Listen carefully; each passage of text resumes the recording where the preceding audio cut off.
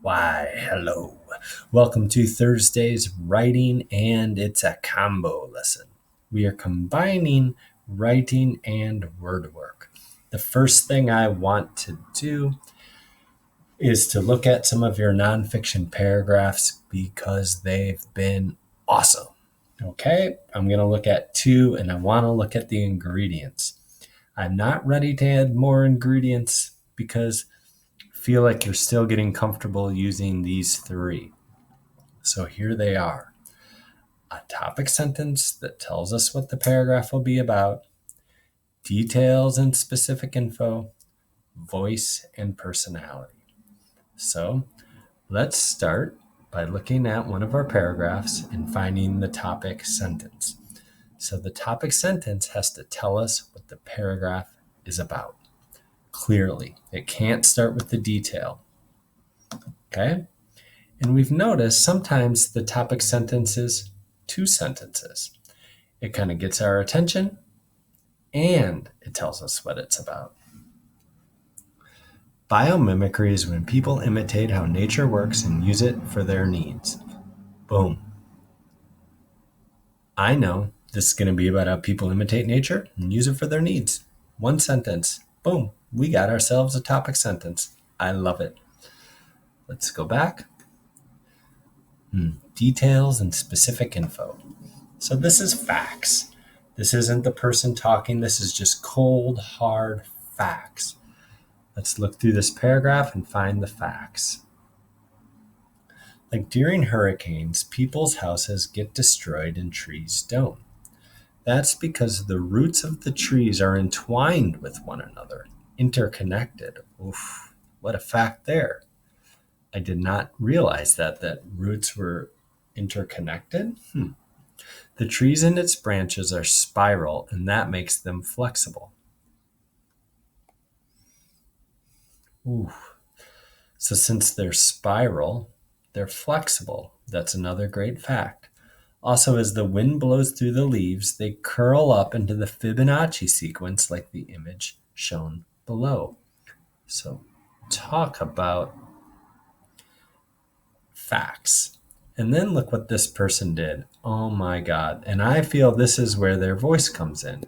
It's kind of weird, but not weird that they did it, but like a weird thing to call voice. But you'll see why. I love that they're trying to explain how the roots curl. In their way of having a conversation with you is they made a picture. They found this image, and you can see they edited before and after.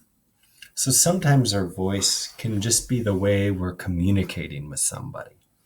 How are we using our personality, ourselves, to show these facts? Okay? And I love that they did this. And if you knew who this person was, you would know that this was them.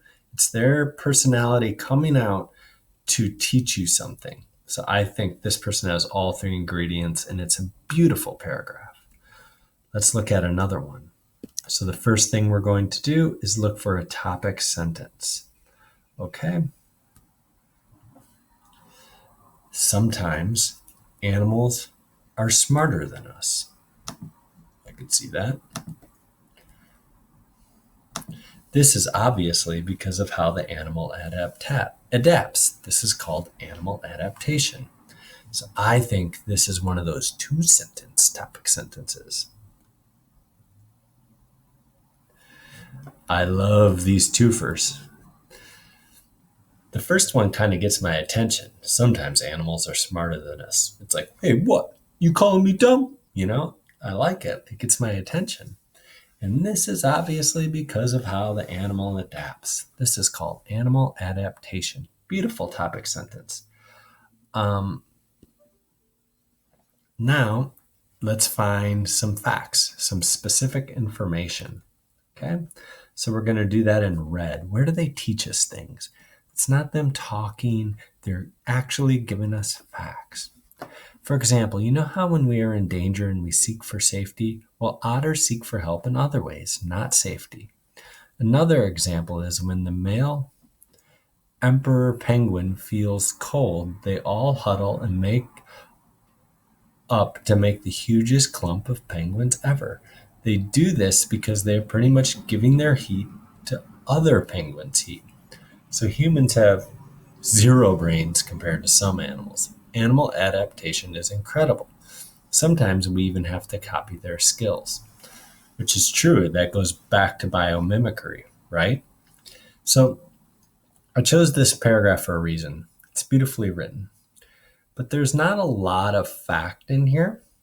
If this person were going to work on this paragraph in order to, publish it on a blog or something, or for a share, I would ask them to go back and add facts. And as we look for the next ingredient, you'll see why.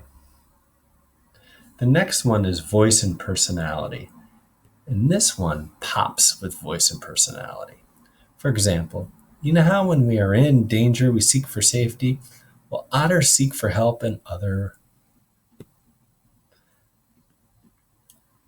Look at this. You know when we are in danger and we seek for safety? They're talking to us. And then he says, well, otters seek for help in other otters, not safety. Now, that's where I want more facts. What do they mean by that? If this person were revising, please give me a fact there. What do you mean they seek for help in otters? So beautiful voice, but I want some red here, okay? Another example is when male emperor penguins feel cold, they all huddle up to make the hugest clump of penguins ever. That's voice. This person's calling them a huge clump of penguins. Beautiful. I love it. I love it. They're doing this because they're pretty much giving their heat to other penguins' heat. Beautiful. I feel like they're talking to me. They're teaching me. Some humans have zero brains compared to some animals. Peer talk, right? That's conversation, but it's cool. Animal adaptation is incredible. Opinion, so that's voice. Sometimes we even have to copy their skills, and that's a great observation. But see, this is all voice. There's parts of facts put in there, but this person would have like the best ever paragraph if they could get in here with some facts, right?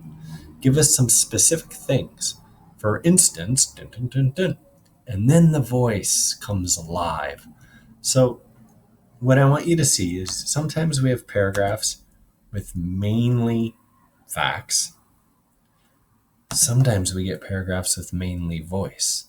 And what we want is a mixture. Okay? All right. Sorry. Now, when you write today, I gave you 2 videos. You have one on Einstein's eclipse and another one on a supermoon lunar eclipse. 2 paragraphs, please.